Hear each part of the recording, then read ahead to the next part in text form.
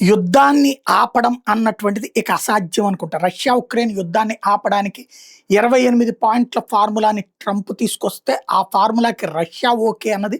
ఇప్పటివరకు Ukraine okay అనలేదు. ఉక్రెయిన్‌కి ధైర్యం లేదా ఉక్రెయిన్‌ని రెచ్చగొడుతున్నటువంటిది యూరోపియన్ యూనియన్, నాటో. నాటో దాదాపుగా ₹1,00,00,000 డబ్బులివ్వడానికి సిద్ధపడింది. యుద్ధం నువ్వు కొనసాగించు 2 ఏళ్ళు కాదు 3 ఏళ్ళైనా సరే అన్నటువంటిది అది చెప్తుంటే, రెండో వైపున యూరోపియన్ యూనియన్ కూడా అదే వ్యవహారం చేస్తుంది.